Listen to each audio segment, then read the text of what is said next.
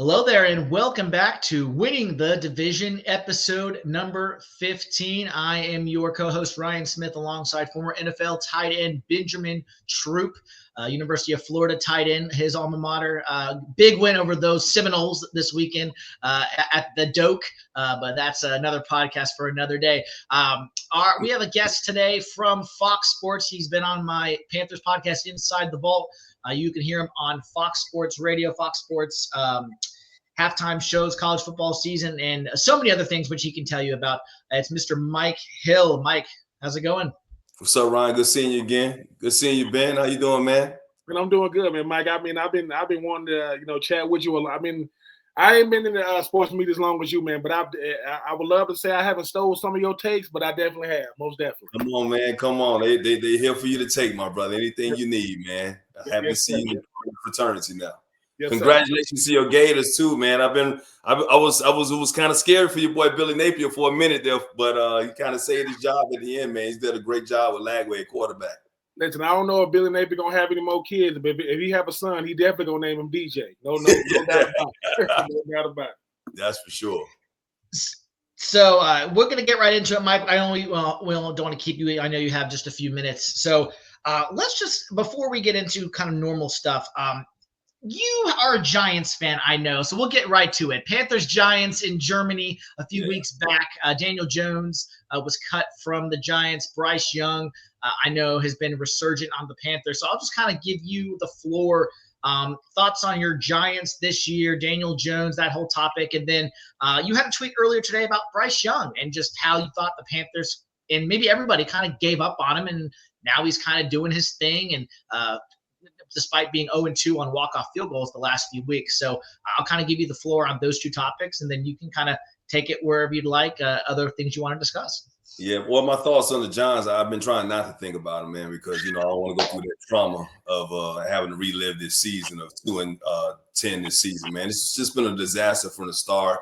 I think it all started with the team that they built, the personnel that they had, decisions that they made over the years, obviously with the Daniel Jones contract that they gave him and giving up on Saquon Barkley and not paying him the money. And then I had to kind of think back a couple of years ago. We also have to understand that we weren't valuing running backs the way we're valuing them today. So we all have revisionist history when we look back. Obviously, Saquon's having a great season. Derrick Henry's having a great season. Remember, the Titans gave up on Derrick Henry, and now he's having a resurgent MVP type season. So it's been like the resurgence of the running back. And it's just more of a dagger in your heart a little bit for your two teams. Kind of ironically that both the Titans and the Giants are both similar records, similar type of seasons they're having, and after losing two quality running backs that way. And, for the Giants at that particular time, they needed to make a decision on the franchise quarterback. And Daniel Jones is happening to be coming off the best season that he's ever had as a pro. Now, did they see something in him? Was it the offensive line? Was it his injuries over the years that had an effect on him? Obviously, all that comes into play. But when you look back, we can all have 20/20 vision. So when it comes to my Giants, man, I just think it's time to kind of like blow it up. You got some great, people in there. I like what they did with Tracy in the draft. I like Noob in the corner that they got over there. Obviously, I like Malik Neighbors. So I do think they got some pieces. We'll see what they do with Dexter Lawrence and those guys there. That's going to be key for them to try and keep somebody like him as a cornerstone. But you also got to bring in, if you do get rid of the general manager and Shane and Dave all as the coach, you got to bring the right people in there. And I was just looking at the Cleveland Browns game just moments ago, and I'm like, please fire Kevin Stefanski. If you're the Browns, please fire him. Let him be available. This is a 2-time coach of the year, and what he's been able to do with the Browns, with what he had, whatever all the craziness surrounding the whole Deshaun Watson situation there at quarterback, man, I think he's a hell of a coach, and sometimes people just don't see it until it's gone. So we'll see what happens with the Giants. As far as the Carolina Panthers is concerned, man, look, I said before, and I'm also an Alabama Crimson Tide fan. Right. So I saw what Bryce Young was able to do when he was there. I knew this guy had the wherewithal. I knew he had the acumen to be a really good, strong quarterback if you put the right players around him. I think every quarterback in every organization, rookie or whatever you have to be in the right situation in order for you to thrive. There are only a few elite quarterbacks in this league, and really Patrick Mahomes is one, and maybe Josh Allen's the other, and Lamar Jackson. I say those are elite quarterbacks in our league. The rest are great to good. And you have to put great players around great or good players around them. And the mediocre ones definitely need elite players around them. So as a rookie coming in, as you see, they got growing pains. Bo Nix in the beginning had growing pains. Now he's starting to come into his own. But because he has the right situation there with Peyton as the head coach to groom him, to help him develop as a quarterback, you see he's starting to grow into his own. Obviously, Caleb Williams was put in a situation with the Chicago Bears where they've never had a good franchise quarterback in the history of their organization. So you bring a guy like Bryce Young in and have him try to be the savior, and there is nothing around him. When your starting wide receiver is somebody in his 30s, nothing against Adam Thielen, but Adam Thielen is a number 2 receiver or number 3 receiver at this point on any other team, but you made him number 1 guy. He was bound to have some struggles. And then when he got sat down, he's come back and he's played like the player I knew he could. So, I think the future is bright for Bryce as long as they continue to build and have the right personnel around him. And Mike, yeah. I got to follow up. I mean, you said Coach Stefanski, right? You said, listen, I hope the Browns let him go because I see what he has. Coach DeBoer, I mean, obviously, we saw what happened in Hard Knocks. We saw what happened with the GM. They picked Daniel Jones over Saquon Barkley. You mentioned the resurgence of the running back. Sometimes I think it's unfair for Saquon and Derrick Henry be the ones bringing back the running back because of what they're able to do. But do you see the NFL starting to understand when I got a good running back, particularly 2 good running backs, how much better it makes life for a veteran quarterback or definitely a rookie quarterback? Oh, absolutely. You need help around you, period. You need a great offensive line. You need great running backs. And look, let's not get it twisted. Derrick Henry and Saquon Barkley also should be thankful that they were let go by their teams because they would not be having these types of seasons behind those offensive lines in Tennessee and the New York Giants. Saquon Barkley ran behind that offensive line. I know they upgraded the offensive line in the offseason, but he wouldn't be playing the way he's playing right now because he also has a Pro Bowl top caliber quarterback that's a threat as well. So there are situations that these running backs are being put in that are a big part of their resurgence. They have the skill set.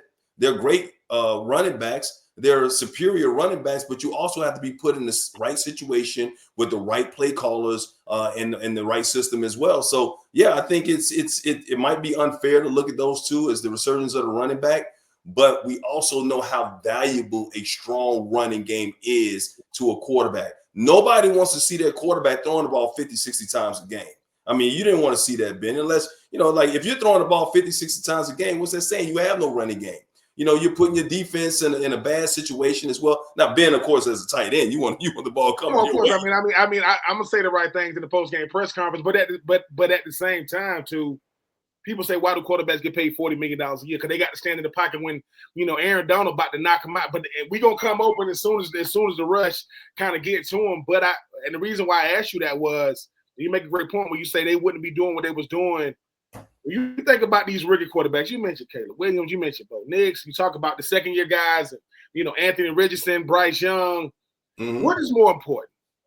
The GM putting the right team around you, the culture, or the head coach as far as like the sink or swim for these rookie or second-year quarterbacks? What do you think is more important out of the GM, putting the team around them, the culture, or the head coach? I think it's the head coach, and I think part of being the head coach is part of the culture. I think if you bring the right head coach into an organization, if that head coach has the authority to change the culture, you can have a good situation. I think it's so important, and you know this as well as anybody coming into the league or whatever. If you go to an organization that has a terrible culture, a terrible losing culture, terrible atmosphere, that's in any business. It's not even just in the NFL. It could be at a network where I work. When I was at ESPN, there's a different culture than it was when I was at Fox Sports. And you see how people kind of, raise their level of what they bring to the table every single day. So as far as a quarterback is concerned, when he got a million things going at him at once, that's the toughest position to play in the NFL or any on any level, whatever.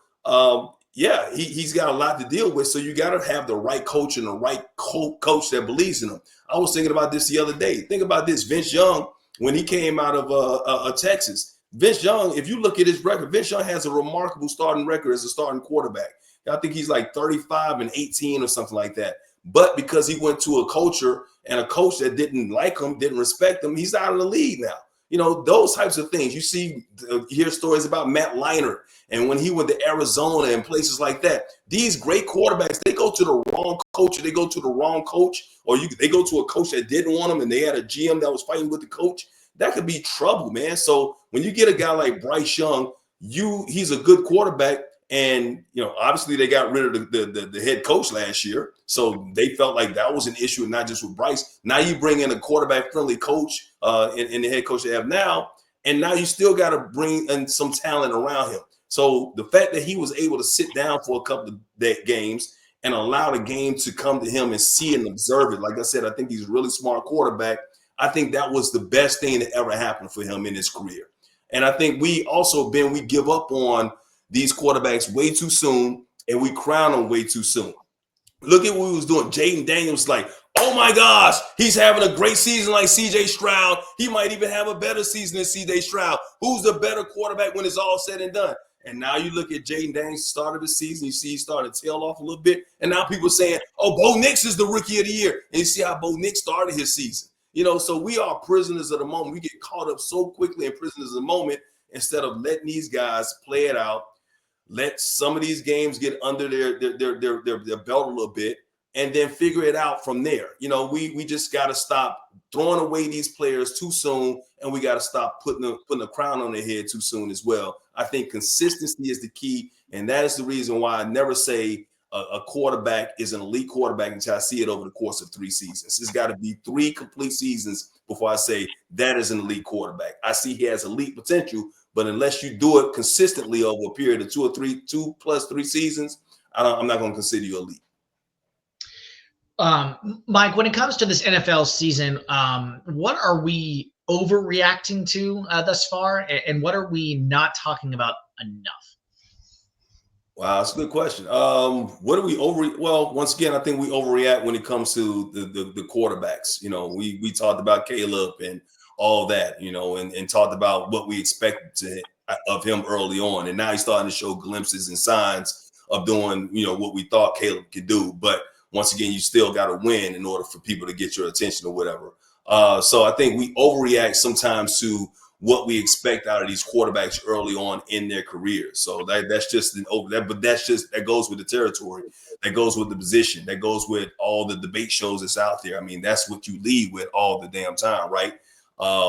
We also, there are certain teams that you just always going to give, you know, Dallas Cowboys. Nobody should be talking about the Cowboys now, but because the Cowboys got so many fans across the nation, no matter what they do, when they win, lose, or indifferent, people are going to talk about the Cowboys. But there are teams out there that are playing, you know, good football that aren't getting the amount of attention that they deserve. You know, one of them was the Commanders early on in the season. They deserved a little bit more attention or whatever. You know, Miami started to come along now. The Tues coming back or whatever. Can they make a run? All those types of things that are out there, man. The Philadelphia Eagles. Look, once again, we're so hot and cold. So we can say we give enough attention to one thing, but then next thing you know, 5 weeks later, once again, we're prisoners of the moment. 7 weeks ago, Nick Sirianni was out of a job. Now Nick Sirianni might be coach of the year. So that's the problem you have when it comes to these debate shows, when it comes to the NFL, when it comes to any sport, to be quite honest with you, is that people have these takes. They want to give their takes. They want to be right so badly. And then 5 or 6 weeks later, you're proven wrong. I even gave a take. I was like, I got caught up in the whole Ravens. I'm like, Ravens, man. And Ravens, this is the year that they finally get past the Kansas City Chiefs. Now I'm like, damn, are they going to get in the playoffs? You know what I'm saying? Like, I'm wondering about that. I know they got potential, but the defense scares me. And now Mr. Automatic Justin Tucker has the yips. I mean, when you think about all these types of things, this is one of the reasons why you probably shouldn't be giving these hot takes all the time. I understand it's part of the business, but it's also one of the reasons why we love sports, because they're so unpredictable, man. And that's why you love the NFL, because it changes from week to week. And is there something you feel like we're not talking about enough, though? I obviously we feel like there's a lot of things we overreact to, but who's the storyline that's not getting talked about enough other than the Panthers, of course, which I'm biased on that front. Well, I don't think we should be talking about the Panthers, to be honest with you. I think I understand the Carolina Panthers, man, are doing their thing. I would say just kind of we give love to Pittsburgh because it's Pittsburgh, terrible towels and whatnot. I think we should give a little bit more love to Russell Wilson and what he's been able to do, how he resurrected his career. I think we need to give more love to some of the quarterbacks like that we had given up on, the Baker Mayfields, the Russell Wilsons, the Sam Darnolds of the world. They deserve a little bit more love. They deserve our apologies too, because we were calling these guys bust. Like, how did Russell Wilson go from future Hall of Famer to being in his last year in Seattle, then going to Denver, and then being like, is he a Hall of Famer, or is his career over? To now like balling his ass off, man, in Pittsburgh and leading their resurgence and making them one of the top teams in the AFC, if not the NFL. I also think that, like some things you can look back on. I'm cheating right now. I think maybe give a little bit more love to Jim Harbaugh and his team and the defense that he's put together over there. And we're just talking about like how this has always been his passing lead with Jim Harbaugh and the Steelers. If you think about it, they're going back to old school football. This is like 1980s, 70s football. The quarterback's not going to throw the ball 30 times a game. Russell threw a lot last night, but the quarterback's not going to throw the football 30 times a game. We're going to run the football, and we're going to rely on our defense. And guess what they're doing? They're winning right now. So that deserves a little bit more respect. And obviously, man, I think we should be all in on the Detroit Lions. We should know everybody on that team right now, man. The fact that they lost their star defensive player in Aiden Hutchinson in one of the first games of the season. They've been able to overcome that. That defense has been phenomenal, and the offense is so freaking unpredictable. That offense, if you have not watched the Detroit Lions game, you are doing yourself a disservice. You can look at them and say they're 11-1, but this is the Detroit Lions are the most exciting team in the National Football League right now. When you got when Penei Sewell came on that reverse and was about to throw a pass, Yeah, I threw my hands in the air. I'm like, this is my team right now. The Giants, when your team's officially out of the playoffs, you can you can pick somebody. The Detroit Lions are my official adopted team for the rest of the season until next season. I love this team, and then you want to root for them because they haven't been there. So you want to see new blood. They got so close, 17-point lead in the NFC Championship game and blew that against the Niners. And now it's their year. So hopefully, man, they don't, slip on a banana peel, do something stupid and lose by, something disgraceful like a bad call by an official or whatever. I hope they really at least get to the Super Bowl this year because their fans are diehard fans and they deserve that. I mean, speaking of, is the world ready for a potential? Is the world ready for a potential Buffalo Bills, Detroit Lions Super Bowl? Those fans. Well, needs to be. That would be awesome. That would be amazing. That would be absolutely amazing. I don't know who I'd cheer for, to be quite honest. I think the fans gonna show. Listen, Buffalo got some of the most dedicated, but I always say real fans support bad teams. The best fans have real. I'm a Falcons fan, so I know what it's like to be a real fan that have to deal with. I'm just saying, I know we get caught up in Kansas City as we should. I know we get caught up in Pittsburgh and Mike Tomlin as we should. But Detroit is saying, look, man, we just gonna keep chugging along. We ain't gonna make no noise. And we got receivers that want to block. St. Brown, as good as he is as a receiver, he is the second coming of Steve Smith Sr. When I watch him play, he ain't a big guy, but he'll bully you. Listen, anytime you wear black elbow sleeves, I want problems. That I don't come to play, but I just think that the parity in the NFL is shifting because I think that Cincinnati is wasting an MVP season of a guy like Joe Burrow when you see what he's able to do. But I think the quarterback that deserves the biggest apology ever, to me, out of all of them, is Jared Goff. When Jared Goff left and went to Detroit, people like, they sending him there to die. No. And he beat Matthew Stafford twice, coming back home. So for me, I would love to see Detroit in there, man, because I think them fans, they're going to say, listen, man, I'm going to save all the money I got. Some of the people still got pandemic money. Say, listen, I'm going to save some of that. So I go see Detroit, and I just hope that the NFL does get a Buffalo, because I think that, number one, that's a lot of pressure on Buffalo. They go Bruce Smith, they go Thurman Thomas, you just name them, they coming out. But for Detroit, that go Barry, that go, you know what I'm saying? That go Herman Johnson. Calvin Yep. Johnson, Yep. and, Yep. and but I do hope two teams like that do end up in the Super Bowl, because the one thing about Kansas City that make them dangerous, they winning in spite of Patrick Mahomes, not because of Patrick Mahomes, and that's what make them dangerous. When he don't got to play the way he play, they still winning. But we'll see what happens. But yeah, that whole thing with Patrick Mahomes and the Kansas City Chiefs, man, that defense, and I've always been a Spags fan. As a Giants, I know what he brought to the team when he's a defensive coordinator. So Spagnuolo being over there and doing what he's doing for that defense, the Kansas City Chiefs leading that way. I think they got to deal with the devil, bro. Ain't no way. This is the way Kansas City. I mean, the block field goal against the Broncos, and then just time running. I'm like, what is happening? How are they winning these games? And then once again, if it's a close ball game and they're down by 5 and Patrick Mahomes got the ball, I know he's going to make a play when it matters. That's the problem. It's like you ain't got to put up 300, 400 yards a game, but Patrick Mahomes and those guys going to make plays when it matters, and that's what makes a championship football team. But, yeah, I would love to see Detroit and the Buffalo Bills in the Super Bowl, because, then you get a first-time ever Super Bowl winner. Man, I know Buffalo's been there before, but I would love to see that. It'd be awesome. Last one from me, Mike. We talk about college quarterbacks coming out. I know you're obviously a college football host at Fox, and you know a lot of these players. As a Giants fan, Shedeur Sanders, Cam Ward, does any of those guys stir the straw in your drink for you? Or is there a prospect that you like particularly coming out, or that you've seen talking about these guys, these prospects, Mason Graham, Abdul Carter, Tet McMillan from Arizona, Travis Hunter, obviously. Who do you like coming out of this year's draft?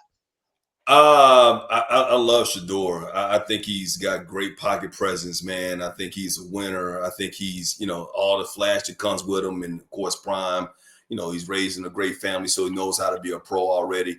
The only thing I'm afraid of if Shedeur came to New York is like, man, the circus is gonna come with him. I'm about to say, here it comes. Like I need Shedeur in a Midwest city. I need Shedeur. And it'd be great because he'll bring the fly there and all that. I don't want to, as much as I love Shedeur, as much as I love Prime and I love my Giants, I don't know what kind of mix, because I seen New York eat up a lot of people. And I know Shedeur is a good kid. People don't give him enough credit for being a smart kid and being on the honor roll and graduating and doing all that type of stuff like that. I know he'll take care of his business, but I know the circus will come to town. Cam Ward's my guy, bro. Cam Ward is a winner. Cam Ward, give me Cam Ward, give me a good offensive line. I think they'll be all right. I think they got a franchise quarterback if they make that decision. We'll see. I mean, I think they need help on so many different fronts, though. The Giants do. They need a pass rusher. We thought we had one from you guys. We thought from the Carolina Panthers. And he'll come along eventually, man. But yeah, they just got to make a lot of decisions. They got a tough defensive line if you look at the names with Dexter Lawrence and all the guys there, man. But they just haven't lived up to expectations for some reason. So I'm trying not to think too much about the Giants, bro. But before we plug your stuff and just tell everyone where they can find you in different areas, is there anything that you wanted to leave our listeners with, any nuggets, any pieces of wisdom, things in the college level, NFL that you wanted to kind of just drop on this podcast and give knowledge for people? I want to give knowledge to all the people out there that doubted me when I voted Colorado in the top 25 in the preseason AP poll. I was the only voter of all the AP voters, and I ain't gonna pat myself on the back, but since it's here, I was the only voter. And since the thing is, I wouldn't even say anything, but I got so much hell. I got so many people coming down. I mean, the Twitter was like, "Oh, you're an idiot. The only reason you're doing this is because you got a personal relationship with Prime," and it's all these conspiracy theories out there. And I'm like, okay, I did it. First of all, they had 2 Heisman Trophy candidates on their team. You cannot be a Heisman Trophy candidate unless your team is actually going to be pretty good, right? It's going to be somewhere, 7, 8 wins somewhere. I saw 8 wins in this team. Nobody else saw that. I actually bet a couple of people, my colleagues, that swore that they weren't even going to be bowl eligible. I said, not only bowl eligible, I see 8 wins in this. I didn't think 9 and possibly going to the Big 12 championship game. Obviously, I know they're not going now. But I want to give a shout out to Colorado on what Prime is building, man. And I think, all the speculation of him going to the NFL, now that I see he's got the number 2 overall quarterback, draft in the high school class coming his way, and then he got like 5 more commitments over the weekend from some top players, man. I really truly believe he's going to stay there. I think he's giving those kids. I don't know how you feel about that, Ben, but if you're a top high school player, you're hearing the coach going to the NFL. The coach probably gave you some kind of assurance that you're going to be there before you make that commitment. I would think so. So I think. I mean, if I'm coming out in 2000, if I'm coming out of 2024, there isn't a coach that understands the game, dominated the game on and off the field. When Deion was at Florida State, he had an NIL deal because I think he was already signed with the Yankees. So he understood NIL. But I got to ask you this, Mike, before I let you out of here. Listen, yourself, Stephen A., Shannon Sharp, Ryan Clark, Channing Crowder, Fred Taylor, just Nate Burleson. You know, I mean, you talk about all these guys that look like us dominating, not to make it a black or white thing, but we always talk about representation, but sound like us, look like us, are us. You've been doing it, Mike. You've been doing it. We've been watching you a long time, and I appreciate you. How does it make you feel knowing that the things you used to think about, like, man, I'm telling you, I like what we're doing, but you get the right people in here, man. As long as you don't let, color be an issue. They know what they're talking. Plus, they understand what they're talking about more than just talking about it. It's got to make you feel good knowing that this media space is becoming more neutral through culture with guys like Deion in the coaching side, Shannon Sharp and Stephen A. on national TV every day, and people like yourself, man. It makes me feel good knowing that, when I first got on the radio, they told me I need a speech pathologist. I said, you want me to go pay this man to tell me this is how I sound? This is how I sound. You know what I'm saying? It's got to make you feel good knowing. And number one, I'm giving your flowers like Fred T would if he was on the pivot saying you was doing it when y'all was fighting for different stuff. But I'm telling you, I appreciate the fight y'all had because now it is starting to look, halfway neutral these days. Thank you, man. And I'm gonna stick around. I want to answer this question, bro. I thank you for bringing that up. That means so much to me, Ben. You don't realize, man, I was actually thinking about this, I swear to God, earlier today. When you bring up some of the guys that we're talking about, the Shannon Sharps of the world, Stephen A. Smiths, the Charles Barkleys of the world, some of these guys, man, that when you think about it, back in the day when I was coming up, it's like, oh, you have to articulate your words. You have to sound a certain way. You got to, but, and you had to, and I'm like, I ain't doing that shit, man. I can't do that. That ain't me. That's not me. I grew up, I was born in New York. I was raised in Alabama. So I had a New York accent. I had an Alabama accent. I couldn't talk. I understand, man, trying to enunciate and trying to, proper diction or whatever. Can you understand the words that are coming out of my mouth?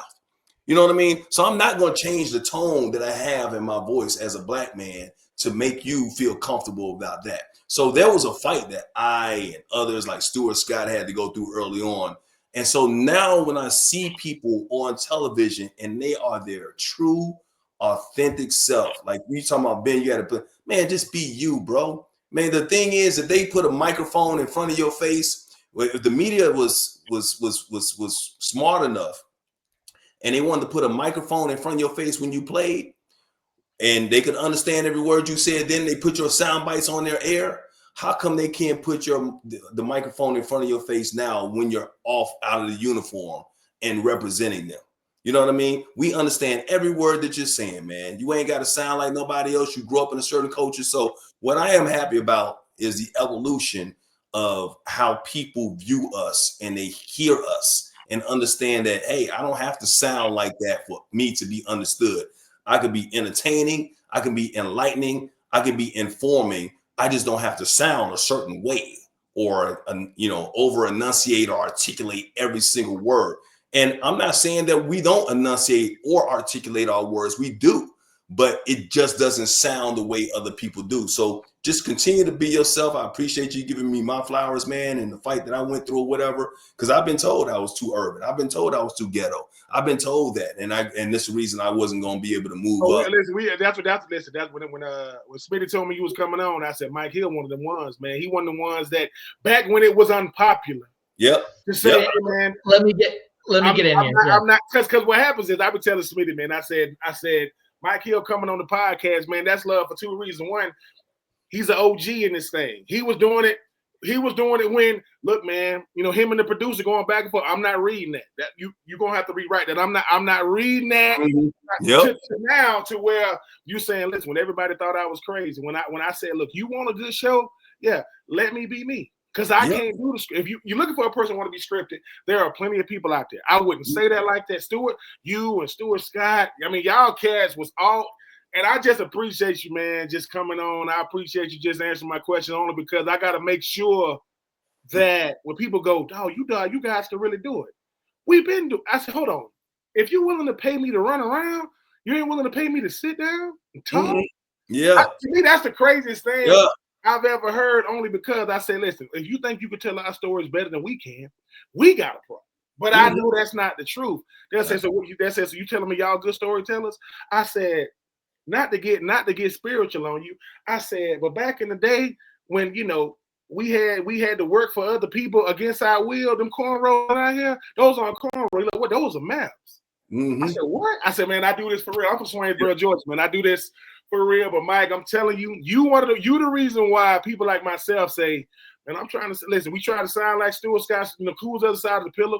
Every time I saw you come on, I say, look, either Mike get along with his producer or they beef every day, bro. I done told you, I love you, but this is what I do. So, man, I'm just telling you, man.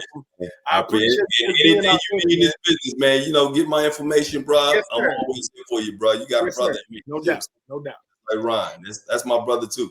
Yes, sir. Yeah, yes, sir. I was gonna say, yeah, Mike could have ignored me after this party that I met him at a few years back, and he could have just said, oh, that Ryan guy, I met him one night out of the year, and then he keeps asking me to come on his podcast, whatever. He Mike could have ignored me all the day long. He's like, I met Ryan that one day.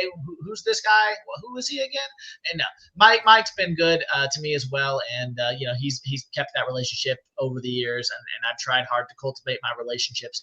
As Mike knows, as Ben knows, I take relationships very seriously, and I'm not like what can you do for me? No, what can I do for you? How can I help be someone who can help people advance, and how can I help people just continue to cultivate relationships? I'm a relationship guy. I just like having relationships with people and networking and being around others who think like-minded. So, Mike, all the best as well to you, and thank you for having that there. Appreciate you, well, before we let you go, though, where can people find your stuff? Where can they listen to you? Any podcasts in the realms? I know you got some books that have been written. Anything you want to promote, go ahead and let them know where to find it. All right, so I'm on Fox Sports. Obviously, you see me college football, college basketball season just got underway, so I'm on the air, Fox Sports FS1. I got a podcast called Done There Been That Podcast I do with Ephraim Salam, former offensive lineman, and we talk about our lives and bring guests on. Got to have you on the show as well. Talking about, the background and keeping it real and all that type of stuff like that. I'm working on a documentary right now with a Hall of Fame football player. I can't tell you who it is right now, but it's going to be released on Amazon next year. So that's in the works. Acting, doing stand-up. That's why I got to roll out of here because I got to do a open mic now. So I've been doing stand-up for about a year. Just trying to listen. Hold on. I'm glad you told me that. Coming to the stage, Mike Hill, like y'all lying, like, oh hell. Yeah, bro. They get shot with some of the things that come out of my mouth, bro. It's like, I tell you, it's like, hey, I'm gonna tell you right now, bro. It's like it's a persona that I have on television. It's another persona when I'm on that stage, bro. You know what I'm saying? Okay. Yeah. Like I said, I told you, I can articulate and I'm enunciate certain words. I had to teach myself coming from New York and Alabama, but when I'm on that stage, I'm real. All right. Hey, I love that. Listen, I get it. When I'm blessed enough to be able to go out and do public speaking, people say, why you like it? Because I get a chance to vent. If it's 1,000 people in there, I'm having a conversation with one person, 999 seats. I just get to go up there and wing it, have some fun, and say and look at people and say, hey, man, if I can do it, you can do it. But even if I don't do it, you can. Try it anyway. Do it anyway. Don't let me be the barometer. So Mike Hill get to add stand-up comedian to the resume. Hell yeah, I'm there. I'm for that all day. Got to do it all, man. Got to do it all. So yeah, I appreciate y'all having me on. Anytime you need me, Ryan, I'm here for you. Same here, Ben. Get my information, bro, and I'm always there for you, bro. Y'all got to come to LA, come to the studios, man. I want to introduce y'all to some people as well. So we family now. Yes, sir. Appreciate it. Absolutely. If you fly us out, I'm there. I can get my own flight. You can fly. Hey, bro. No, I'm kidding. I'll fly myself out. Just kidding. Spirit Airline got specials all the time. and listen, sweetie, they got them red eyes, so we can get on the plane coming back home 12 o'clock in the morning, man. Bro, you rather walk than fly on Spirit. I'm gonna tell you right now. You rather. Oh walk. Yeah. No, I don't want that Airbus. You can go Spirit, and when I'll leave before and get there around 9, you'll leave at 4, and I'll see you the next day sometime. But you might get there before 'em, to be honest with you. They Spirit $250. They'll let you fly the plane, bro. Yeah, right. They said, how much you pay for your ticket? $250. Well, you balling like that, huh? Yeah, man. I had to get on first. All right. Well, Mike, we'll definitely let you know about that. We'll set that up in the future, and we'll make sure we get out there, and we'll have ourselves some time. So, thanks again for coming on. We'll let you get going to your open mic. Best of luck with that tonight, and we'll talk to you down the road. Okay, man. All right, y'all. Appreciate it. Yes, sir.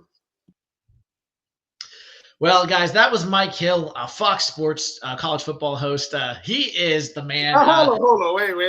Wait. Sweetie, let me tell you something you ain't finna do. I'm gonna give you your flowers real quick. Okay.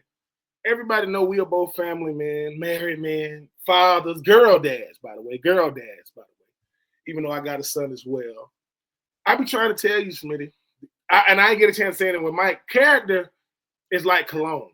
You either they can smell it on you or they can't. And the thing about Mike Hill is a somebody in this business. Mike Hill go back to early Sports Center where Chris Berman is doing it. And now you talk about he to be in this business. So for you to meet him, and for him to come on your podcast or come on this one, I want to say keep doing what you do, sir. Because in this business, as he just alluded to, it's very small. Like people I want to be in the sports, I want to be, in this business, talking about sports. I say, yeah, but number one, it ain't for everybody. Number two, we are a small conglomerate fraternity of men and women who love to talk sports, whether it be, college, pro, whatever. For Mike Hill to look at you and say, hey man, anything you need. Number one, he don't got to do that, but number two, I know he mean it when he say it. That's why I had to make sure and give him his flowers because Mike Hill is him. He's him. So I just want to give you a flowers, Smitty, to say, to be recognized for what you do in this business, sports media, and for him to say, hey, man, anytime you need me, man, he a real one for that because, like I said, he don't got to do it. Whatever Mike Hill saw in you is the same thing I saw in you, even though I ain't met you in person yet. I say, man, I can rock with Smitty. I can rock with Smitty, man. I mean, we Carolina Panthers fan, Atlanta Falcons fan. My God, I mean, I don't know. We had Michael Vick. Y'all had Cam. We had Matt Ryan. Y'all had Jake Delhomme. You know what I'm saying? Y'all been the two super dupers. We've been the two super dupers. You see what I'm saying? And obviously, neither one of us came out on the winning end on either one of them. But hey, man. Shout out to you, though, Smitty, man. Mike Hill, he was a great get on winning the division. And like I say, listen, you either in the division or winning the division, we winning over here. Mike Hill is letting us know we winning over here. As a podcast, we winning. Don't hate the player, hate the coaching staff. They don't want to put us in the game. I'm just saying. Yeah. Well, let's keep it moving here, Ben. What were some of your themes that stuck out in this week 13 of the NFL season? What were some things that stuck out? These kickers, man, what's going on with them? I mean, because I think sometimes, Smitty, we get so caught up in the quarterbacks, the schemes, the head coaches, clock management, or not so much Coach Eberflus, even though he's no longer the head coach of Chicago. We just expect guys like Tucker and Panero and company to just be so automatic because that's what we've grown to see them. And when they met these kickers.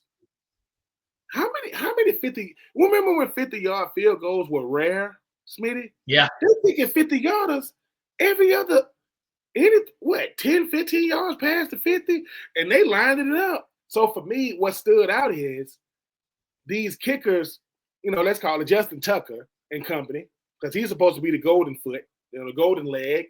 It's a head scratcher, Smitty, because as much as we want to look at, quote, kickers are people too. Kickers are football players too. Every time they miss, and Smitty, we're going to have to, listen, when Smitty be going to the Carolina games, we're going to have to put a cam on Smitty. He ain't going to know what's on.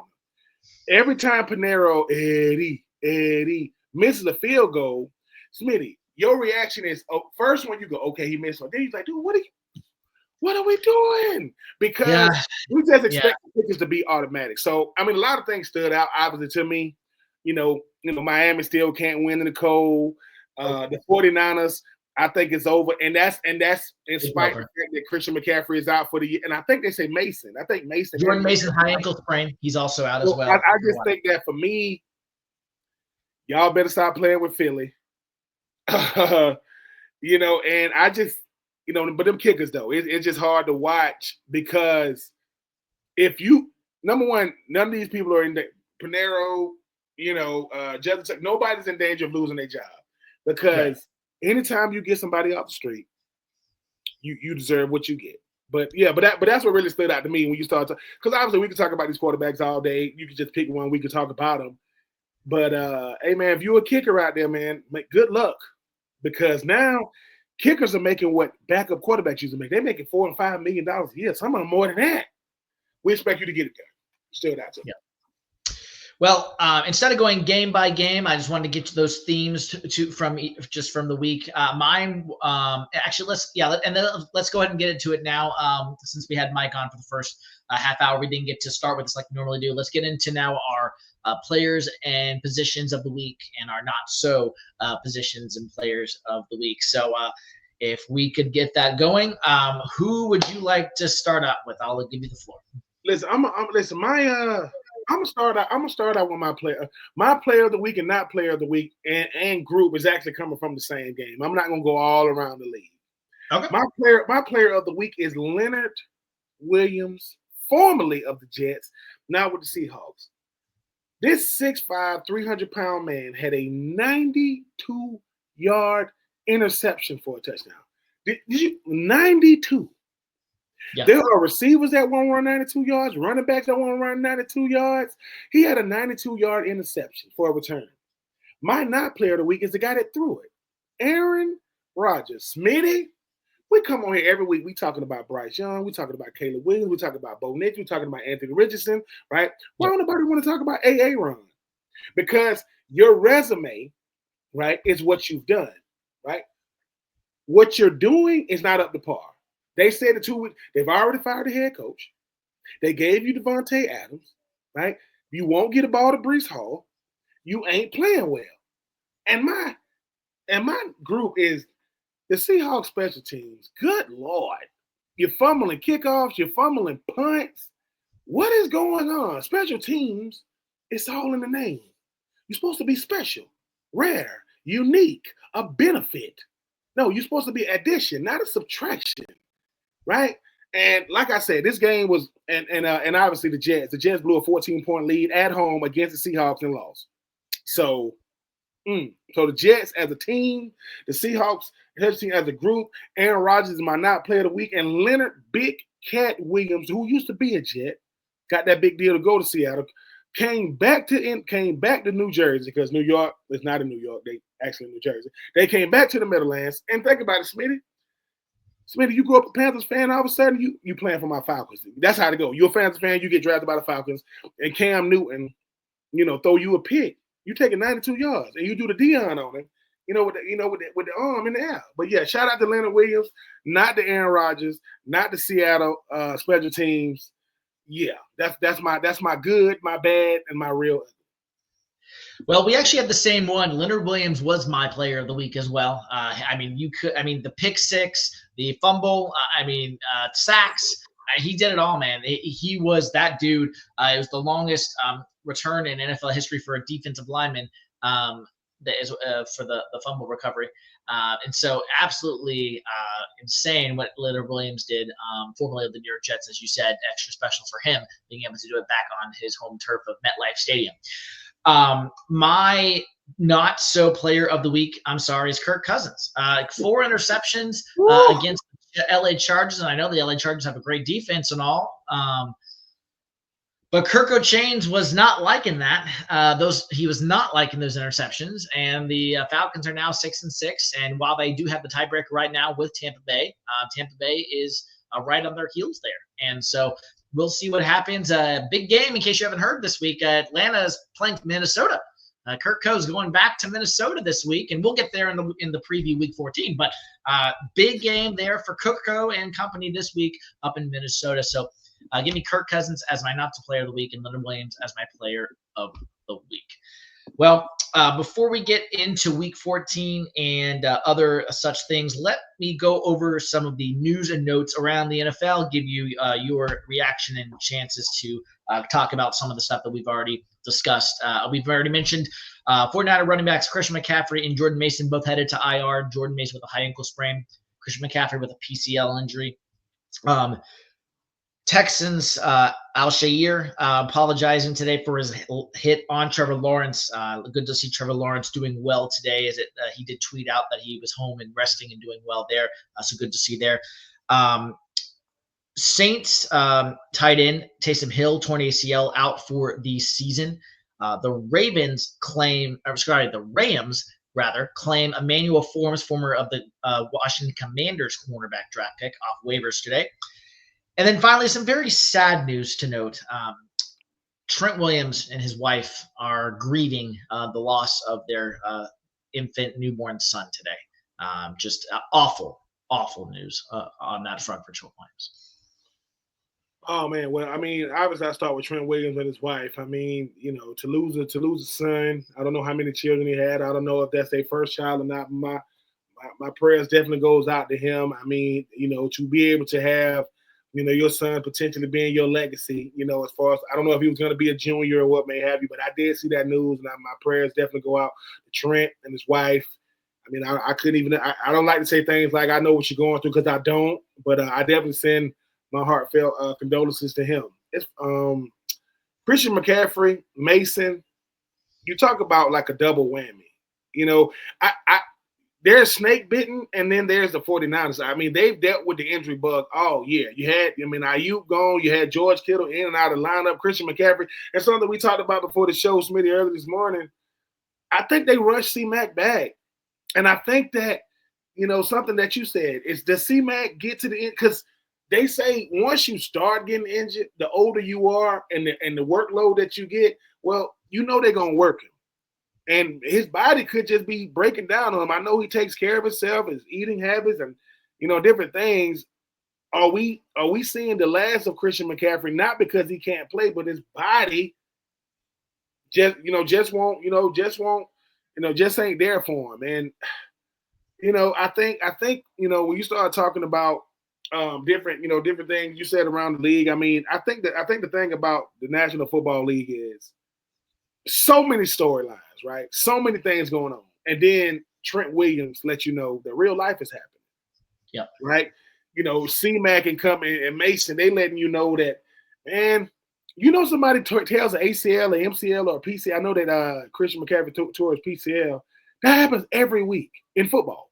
High school, college, pro. Most of the time we don't know the player who it happens to, but I mean, I used to, when I was in the league, they have this notes type thing, and it looks like a freaking old school Yellow Pages for those who used to have a Yellow Pages. This thing was thick, and you got to see all. So just imagine every article for every team broken down piece by piece, and I used to just sit there when I was getting treatment, and I used to just read it, but with everything, most of this stuff is football stuff that's happening, whether it's transactions, whether it's players moving around, getting picked up off of waivers. Trent Williams is real life. And I don't, and when people start saying, hey man, his wife and him lost their baby, it's like, what do you say to him? Because football is so small, even if we do it for a living, cover it. So like I say, man, Trent, man, may God bless you and your wife. Because like I said, you look so forward. And Smitty, you ain't, you so many months removed from having your number two. You know what I'm saying? You're having baby number two. When it comes to pregnancies, you want three things. You want a healthy pregnancy, a healthy mommy, and a healthy baby. That's what you want. And if any of those things come up short, man, obviously, God knows, who am I to question God and what he does and how he does. But my heart, like I said, my heart and prayers goes out to Trent Williams and his wife, man. I mean, because I know that LaDainian Tomlinson, if I'm not mistaken, he had similar situations when he was actually, him and his wife were trying to get pregnant, and things like that. So, hey, man, don't take it for granted, man. Having a baby is a beautiful thing. And like I said, I just pray that God blesses them, with another child, if that's indeed something they want to do. Taysom Hill, he tore his ACL. He's out for the year. Yeah. Rams claim 2023 first-round pick Emmanuel Forbes from the Commanders off waivers. Texans, Alio Shakir apologized for the late. Yeah. I wanted to get to that. I know Shakir made a public apology on X and Instagram and different places. I'm kind of in the middle when it comes to this. I'm gonna tell you why. You've been to a game, Smitty, and you see just how fast they be moving. In person, like, dude, they do moving. So when people see and I'm happy that Trevor Lawrence is at home and in recovering. By the way, I'm happy that that's happening. Trevor Lawrence did give himself up this live. Yes, Shire made a bang play. But number one, I don't like it when a player like Shire, who's been a good player, whether he was with the 49ers and now with the Texans, he's never been seen as dirty. He's never been talked about as being dirty. You make a play, and now all of a sudden you're the worst player ever. You need to kick him out of the league. You need to find. Let me say it again. Football is a collision sport. It's not a contact sport. It's not a dirty sport. It's a collision sport. It was a bang play. Now, do I agree with what Ryan Clark said? That Shire, he's supposed to slide over top of Trevor Lawrence. Yeah, but it happened, and I've seen Shire play. I've seen Trevor Lawrence play, and I linebackers, man, they ain't the nicest people in the world. Their job is to inflict as much pain on you as possible. But I appreciate the humanity that he showed on X when he made his public apology, because once again, these people aren't Neanderthals. They're not barbarians. They people that play football. People. Yep. So him saying, look, I reached out to Trevor Lawrence. I don't want, he said, let me tell you something. I want to hit you as hard as I possibly can. I wanted you to get up every time. I want you to get up every single time. Nobody, so as crazy as football is, man, ain't nobody trying to hurt nobody for real. We talk a bunch of trash and say a bunch of stuff. So I appreciate, one, the fact that Trevor Lawrence is at home and he's resting. Number two, Shire, he comes out and makes a public apology, because sometimes you got to show humans that I am human as well. I made a mistake doing my job for the world to see, and I can't go back and undo it. He's definitely going to be fined, no doubt about it. But I appreciate the public apology. And for those people that don't want to accept his public apology, let me tell you what that means. That means that you wasn't going to accept me. You just got hate in your heart for him anyway. Certain people you can't please them. But I'm happy that Trevor's okay and Shire made the public apology, and hopefully they'll move on. Hopefully they'll see each other again, because they're in the same division, and they'll strap it up and go at it again. Yeah. Last two from the headline perspective. Bears sticking with GM Ryan Poles, who works in Kansas City before under their GM for Kansas City that I cannot remember his name at the current moment, worked as the assistant GM there before getting promoted to GM in Chicago. Will remain with the team after the firing of Matt Eberflus. Zach Taylor and Lou Anarumo of the Bengals have shared co-blame for the defensive struggles and the 3-game losing streak that the Bengals are on, and kind of their season slipping away. And then finally, former Panther Deontay Johnson, John Harbaugh, Ravens coach, non-committal for moving forward to Deontay Johnson. Only caught one pass since being acquired from the Panthers.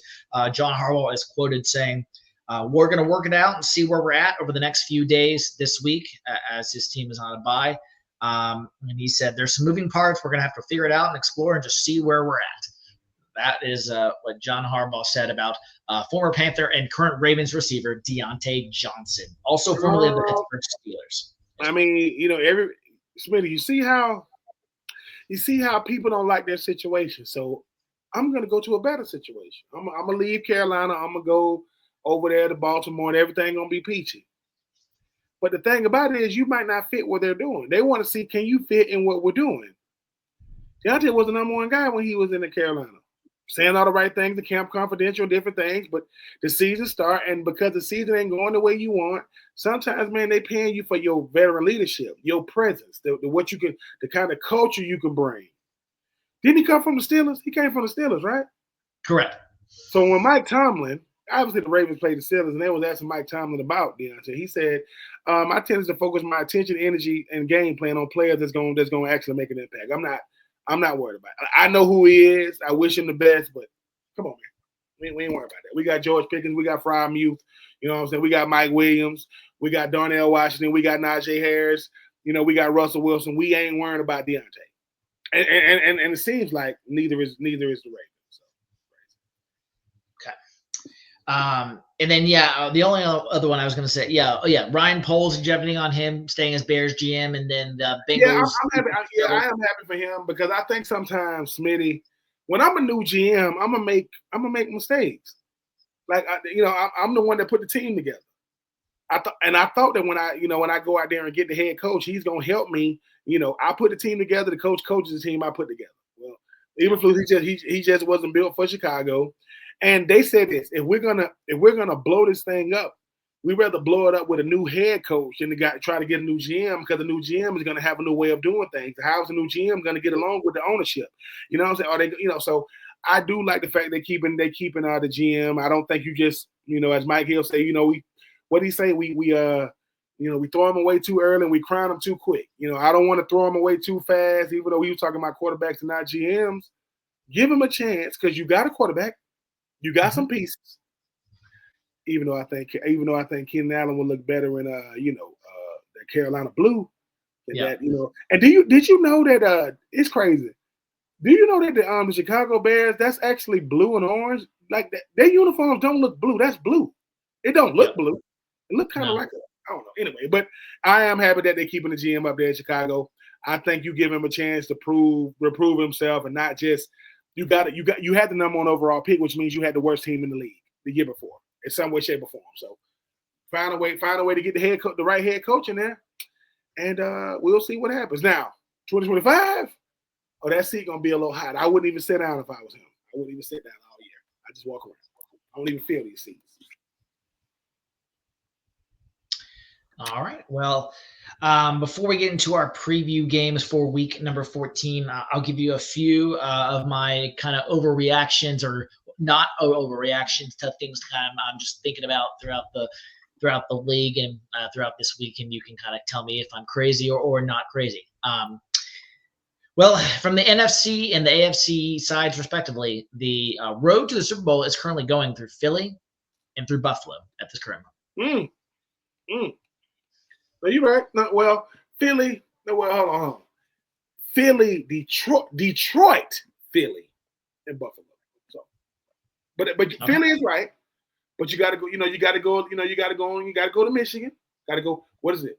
Wait a minute. No, I'm not good at geography. You're gonna have to go west from PA to go to Michigan. So I'm just saying. So you still have Detroit as the number one seed. That's fair. Fair. Listen to me. Just remember, who's the backup for Philly? Exactly. You know why you're doing that? Because all you know is Saquon. You know who the two backs are for Detroit? That would be Montgomery and Jahmyr Gibbs. See what I'm saying? Right. They got a two-headed monster. So look, I respect Philly now. Listen, I respect Philly. Philly fans don't come for me. But Detroit, they ain't new to this, they true to this. I'm just saying, and maybe they on a crash course, that NFC Championship game, Philly, Detroit, ooh. That'd be good. That'd be great. Great. Okay. The Falcons need to start Michael Penix to save their season. ASAP. For two reasons, Smitty. For two reasons. One, why did you draft him as high as you did if you're afraid to play him? Number two, the thing about Kirk Cousins is Kirk Cousins has been really, really, really solid his whole career. Excuse me. Nothing about Kirk Cousins wows you. Nothing makes you say, "Oh, Kirk Cousins." And that's the thing. It's like at this point, we know who Kirk Cousins is. Kirk Cousins is either hot or cold. He is not lukewarm. He's either real good or real bad. Because his bad games, Smitty, are real bad. You're like, dude, what happened? This is the same guy that has 9 touchdown passes against Tampa Bay. They've already beat Tampa Bay twice. He's 9 touchdown passes, no picks. Now, since they played Tampa Bay, because at this point, Smitty, you need momentum. I don't think it's going to come from Kirk Cousins at this point. He's not mobile. He still got an okay arm. He doesn't scare opposing defenses, and the offensive rhythm is just not there right now. All right, last two. Do the Ravens need to make a kicker change with Justin Tucker, or do they at least need to bring in some competition for him throughout the week? I do think you bring in fake. If they bring a competition during the week, it's not real. But I think the thing about Justin Tucker, I think he's earned the right to work himself out of it. If anybody, hey, I look at kickers like pitchers. Sometimes they stuff gonna be on, sometimes they not, but they so rare. Who you gonna get? Like if you don't got Justin Tucker, who you got? Like it's not that Justin Tucker is so good. Who do you get to replace him? You only replace Justin Tucker, right, if he's hurt. Then you have to. But I think Smitty, he's earned the right to kick his way out of this. But I mean, because that's the thing about a kicker. No one really knows what you go through or what you're dealing with than other kickers. You over there by yourself most of the game with the long snapper and the punter kicking into that little net. You ain't even really watching the game. But then all of a sudden, they say, come on, Justin, we need. So, he's already in his head. You don't bring nobody in to get him more in his head. And you see if he got that Bryce Young in him. You don't sit him down. You got, hey, man, then make the next one. Because you're going to have opportunities. Hopefully he make the next one. He'll get back. Because Justin Tucker was about his odd a couple of years ago. Good Lord. He went on a run that was out of this world. So, he was out of this world, yeah. So judging him on his own success, I think is what we're doing now. And we forget that kickers are people too. And sometimes, it just ain't going his way right now. And then finally, the NFC North is going to get 3 playoff teams in: the Vikings, the Packers, and the Lions. I agree with you because you got more teams that get in now anyway with the new playoff scenarios that they have, and I like it that way. Like I like it. Minnesota, Sam Darnold. I mean, just Jordan Love. And what he's doing. And obviously, what I'm saying, Mr. Jared Goff himself. And I think, too, it shows that we get so caught up in the NFC East, the NFC West. And it's ebbs and flows when it comes to these divisions. The NFC North it's nasty good. Because I think that, and you know what's crazy?